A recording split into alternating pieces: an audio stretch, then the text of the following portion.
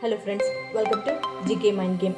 ಇವತ್ತಿನ ಪ್ರಶ್ನೆಗಳಲ್ಲಿ ಮೊದಲನೇ ಪ್ರಶ್ನೆ, ವಾರದಲ್ಲಿ ಒಂದೆರಡು ಬಾರಿಯಾದರೂ ದೇವಸ್ಥಾನಕ್ಕೆ ಹೋಗಿ ಬರುವುದರಿಂದ ಏನಾಗುತ್ತದೆ? ಆಪ್ಷನ್ಸ್: ಎ ಆರೋಗ್ಯ ವೃದ್ಧಿ, ಬಿ ಪುಣ್ಯ ಪ್ರಾಪ್ತಿ, ಸಿ ಗ್ರಹ ದೋಷ ನಿವಾರಣೆ, ಡಿ ಉತ್ತಮ ಜೀವನ.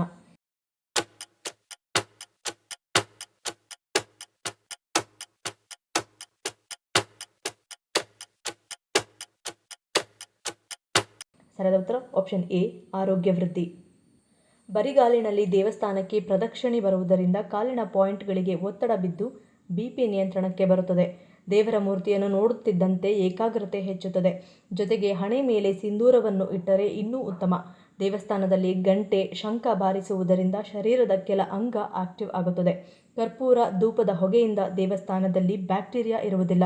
ಜೊತೆಗೆ ಆ ಹೋಮದ ಹೊಗೆ ಒತ್ತಡ ಹಾಗೂ ಕೀಳರಿಮೆಯನ್ನು ಕಡಿಮೆ ಮಾಡುತ್ತದೆ. ಎರಡನೇ ಪ್ರಶ್ನೆ, ಯಾವ ಹಣ್ಣನ್ನು ನಿಯಮಿತವಾಗಿ ಸೇವಿಸುವುದರಿಂದ ಮೂಳೆಗಳು ಹಾಗೂ ಕೀಲು ನೋವಿನ ಸಮಸ್ಯೆಯಿಂದ ಪರಿಹಾರವನ್ನು ಕಂಡುಕೊಳ್ಳಬಹುದು?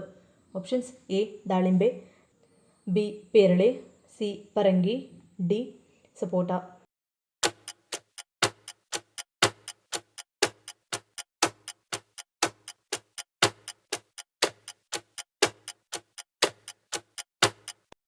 ಸರಿಯಾದ ಉತ್ತರ ಆಪ್ಷನ್ ಸಿ ಪರಂಗಿ.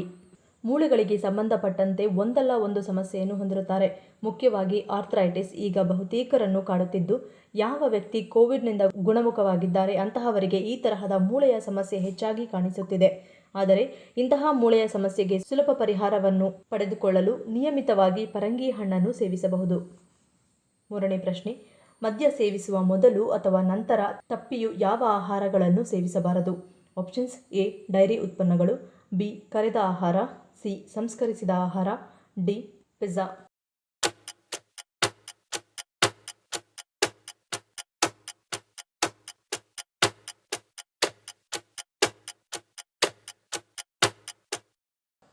ಸರಿಯಾದ ಉತ್ತರ ಈ ಮೇಲಿನ ಎಲ್ಲವೂ. ಆಲ್ಕೋಹಾಲ್ ಕುಡಿಯುವ ಮೊದಲು ಅಥವಾ ನಂತರ ಈ ಮೇಲಿನ ಎಲ್ಲ ಆಹಾರಗಳನ್ನು ತಪ್ಪಿಸಬೇಕು.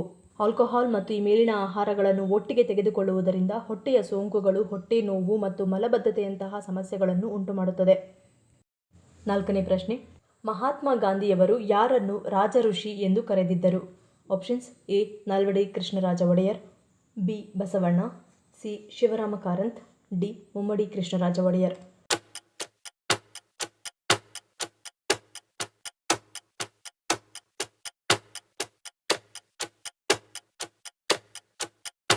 ಸರಿಯಾದ ಉತ್ತರ ಆಪ್ಷನ್ ಎ ನಾಲ್ವಡಿ ಕೃಷ್ಣರಾಜ ಒಡೆಯರ್.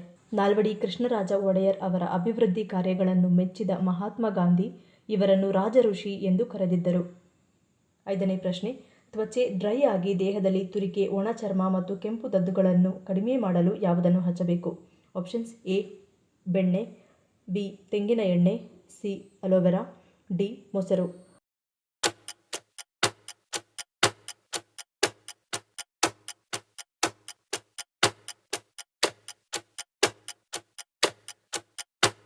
ಸರಿಯಾದ ಉತ್ತರ option C aloe vera. Aloe vera gel ಅತ್ಯುತ್ತಮ ನೈಸರ್ಗಿಕ ಪರಿಹಾರಗಳಲ್ಲಿ ಒಂದಾಗಿದೆ.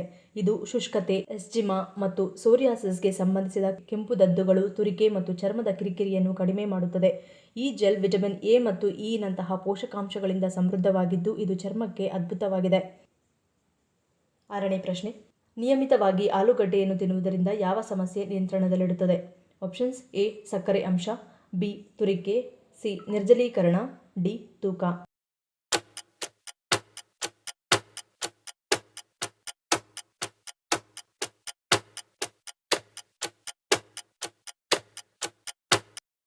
ಸರಿಯಾದ ಉತ್ತರ ಆಪ್ಷನ್ ಎ ಸಕ್ಕರೆ ಅಂಶ. ಆಲೂಗಡ್ಡೆಯಲ್ಲಿ ಕಾರ್ಬೋಹೈಡ್ರೇಟ್ ಅಂಶವಿದ್ದು, ಇದು ದೇಹದಲ್ಲಿನ ಸಕ್ಕರೆ ಅಂಶವನ್ನು ನಿಯಂತ್ರಿಸುತ್ತದೆ. ಹಾಗಾಗಿ ಆಲೂಗಡ್ಡೆ ಸಿಪ್ಪೆ ತೆಗೆದು ಬಳಸುವ ಬದಲಿಗೆ ಸಿಪ್ಪೆ ಸಹಿತವಾಗಿ ಅಡುಗೆಗೆ ಬಳಸುವುದು ಒಳ್ಳೆಯದು. ಏಳನೇ ಪ್ರಶ್ನೆ, ಬೆಳಗ್ಗಿನ ಉಪಹಾರಕ್ಕೆ ಯಾವ ಆಹಾರ ಪದಾರ್ಥಗಳನ್ನು ಸೇವಿಸಬಾರದು? ಆಪ್ಷನ್ಸ್: ಎ ಸಂಸ್ಕರಿಸಿದ ಧಾನ್ಯಗಳು, B bread, C coffee, D ಸಂಸ್ಕರಿಸಿದ ಜ್ಯೂಸ್ಗಳು.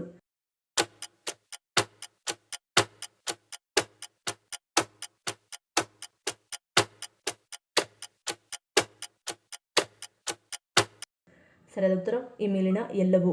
ಉಪಹಾರದ ಅವಧಿಯಲ್ಲಿ ಏನನ್ನೂ ಸೇವಿಸದೇ ಇರುವುದಕ್ಕಿಂತ ಬೇಡದ ಆಹಾರ ಪದಾರ್ಥವನ್ನು ಸೇವಿಸುವುದು ಅಪಾಯಕಾರಿಯಾಗಿದೆ.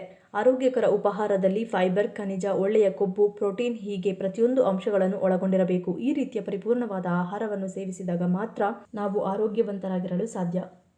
8ನೇ ಪ್ರಶ್ನೆ. ದೇಹದಲ್ಲಿ ಯಾವುದರ ಕೊರತೆಯಿಂದ ಬಾಯಿ ಹುಣ್ಣು ಅಥವಾ ಬಾಯಿ ಅಲ್ಸರ್ನಂತಹ ಸಮಸ್ಯೆಗಳು ಕಾಣಿಸಿಕೊಳ್ಳುತ್ತವೆ? Options: A. ನಿದ್ರೆ, ಬಿ. ವಿಶ್ರಾಂತಿ, ಸಿ. ಪೋಷಕಾಂಶಗಳು, ಡಿ. ಉಷ್ಣತೆ.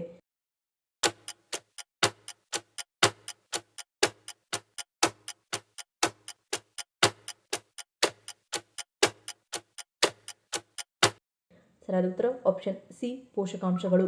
ನಮ್ಮ ದೇಹದಲ್ಲಿನ ಪೋಷಕಾಂಶಗಳ ಕೊರತೆಯಿಂದ ಬಾಯಿ ಅಲ್ಸರ್ ಅಥವಾ ಬಾಯಿ ಹುಣ್ಣುವಿನಂತಹ ಸಮಸ್ಯೆಗಳನ್ನು ಎದುರಿಸಬೇಕಾಗುತ್ತದೆ. 9ನೇ ಪ್ರಶ್ನೆ. ಕಣ್ಣಿನ ಸುತ್ತಲಿನ ಕಪ್ಪು ಕಲೆ ಸಮಸ್ಯೆ ನಿವಾರಣೆಗೆ ಯಾವುದನ್ನು ಹಚ್ಚಬೇಕು? Options: A. ಹಾಲು, ಬಿ. ಜೇನುತುಪ್ಪ, ಸಿ. ಸೌತೆಕಾಯಿ, ಡಿ. ನಿಂಬೆ ರಸ.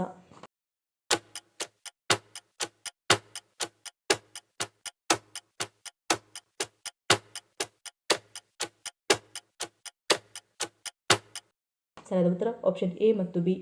ಹಾಲಿಗೆ ಸ್ವಲ್ಪ ಜೇನುತುಪ್ಪ ಬೆರೆಸಿ ತೇದಿ ಆ ಮಿಶ್ರಣವನ್ನು ಕಣ್ಣಿನ ಸುತ್ತಲೂ ಹಚ್ಚಿ ಸ್ವಲ್ಪ ಸಮಯದ ನಂತರ ತಂಪಾದ ನೀರಿನಿಂದ ಸ್ವಚ್ಛಗೊಳಿಸುವುದರಿಂದ ಕ್ರಮೇಣ ಕಪ್ಪು ಕಲೆ ನಿವಾರಣೆಯಾಗುತ್ತದೆ. 10ನೇ ಪ್ರಶ್ನೆ. ಕರ್ನಾಟಕದಲ್ಲಿ ಯಾವ ಪ್ರಾಚೀನ ಸಾಮ್ರಾಜ್ಯವು ಪ್ರಮುಖವಾಗಿತ್ತು? Options: A. Hoysala, B. Rashtrakuta, C. Vijayanagara, D. Chalukya.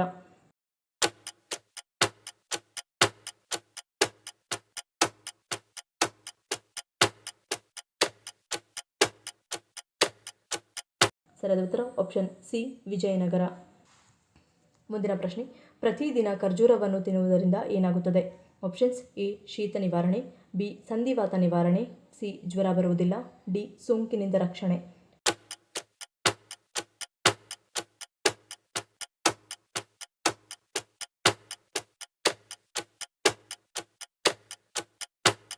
ಸರಿಯಾದ ಉತ್ತರ ಈ ಮೇಲಿನ ಎಲ್ಲವೂ. ಜ್ವರ ಮತ್ತು ಶೀತದಂತಹ ಸಮಸ್ಯೆಗಳಿಂದ ಪರಿಹಾರವನ್ನು ಪಡೆಯಲು ಖರ್ಜೂರವನ್ನು ತಿನ್ನಬಹುದು. ಇದು ಜೀರ್ಣಾಂಗ ವ್ಯವಸ್ಥೆಯನ್ನು ಬಲಪಡಿಸುತ್ತದೆ, ಕೀಲುಗಳಲ್ಲಿನ ಊತವನ್ನು ಕಡಿಮೆ ಮಾಡಲು ಮತ್ತು ಸಂಧಿವಾತದ ಅಪಾಯದಿಂದ ನಿಮ್ಮನ್ನು ರಕ್ಷಿಸಲು ಇದು ಹೆಚ್ಚು ಸಹಾಯಕಾರಿಯಾಗಿದ್ದು, ಖರ್ಜೂರವು ಯಕೃತ್ತಿನಲ್ಲಿ ಉರಿಯೂತವನ್ನು ಕಡಿಮೆ ಮಾಡುವ ಮೂಲಕ ನಿಮಗೆ ಪರಿಹಾರವನ್ನು ನೀಡುತ್ತದೆ. ಖರ್ಜೂರವು ಆಂಟಿಮೈಕ್ರೋಬಿಯಲ್ ಗುಣಗಳಿಂದ ತುಂಬಿದ್ದು, ಬ್ಯಾಕ್ಟೀರಿಯಾದ ಸೋಂಕಿನಿಂದ ರಕ್ಷಿಸಲು ಇದು ತುಂಬಾ ಪ್ರಯೋಜನಕಾರಿಯಾಗಿದೆ. ಮುಂದಿನ ಪ್ರಶ್ನೆ. ಚಪಾತಿಯನ್ನು ತಿನ್ನುವುದರಿಂದ ದೇಹದಲ್ಲಿ ಯಾವ ರೀತಿಯ ಬದಲಾವಣೆಗಳು ಕಾಣಸಿಗುತ್ತವೆ? Options: A. ತಾಪಮಾನ ನಿಯಂತ್ರಣ, ಬಿ. ಶಕ್ತಿ ವೃದ್ಧಿ, ಸಿ. ತೂಕ ಇಳಿಕೆ, ಡಿ. ಸೌಂದರ್ಯ ವೃದ್ಧಿ.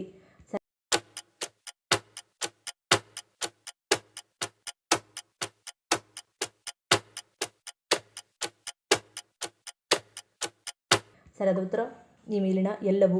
ಚಪಾತಿಯಲ್ಲಿ ಕಾರ್ಬೋಹೈಡ್ರೇಟ್ಗಳ ಮಹಾಪೂರಕವೇ ಇದ್ದು, ಇದನ್ನು ಸೇವಿಸಿದ್ದಲ್ಲಿ ದೇಹಕ್ಕೆ ನಿರಂತರ ಶಕ್ತಿ ಪೂರೈಕೆಯಾಗುತ್ತದೆ. ಇದರಲ್ಲಿ ವಿಟಮಿನ್ ಬಿ, ವಿಟಮಿನ್ ಇ ಮತ್ತು copper, zinc, iodine, manganese, silicon, potassium, arsenic, sulphur, calcium ಇನ್ನಿತರ ಖನಿಜಾಂಶಗಳಿವೆ. ಇದರ ಸೇವನೆಯಿಂದ ತ್ವಚೆಯು ಹೊಳಪಿಗೆ ತಿರುಗಲಿದ್ದು, ಮಧುಮೇಹಿಗಳಿಗೂ ಉತ್ತಮ ಆಹಾರವಾಗಿದೆ. ಇದಲ್ಲದೆ ಚಪಾತಿ ದೇಹದ ತಾಪಮಾನವನ್ನು ಹತೋಟಿಯಲ್ಲಿಡಲಿದ್ದು, ಶಕ್ತಿಯನ್ನು ಹೆಚ್ಚಿಸುತ್ತದೆ. ಮುಂದಿನ ಪ್ರಶ್ನೆ. ಭಾರತದಲ್ಲಿ ಅತಿ ಹೆಚ್ಚು ವಜ್ರ ಉತ್ಪಾದಿಸುವ ರಾಜ್ಯ ಯಾವುದು? Options: A. Madhya Pradesh, B. Gujarat, C. Maharashtra, D. Rajasthan.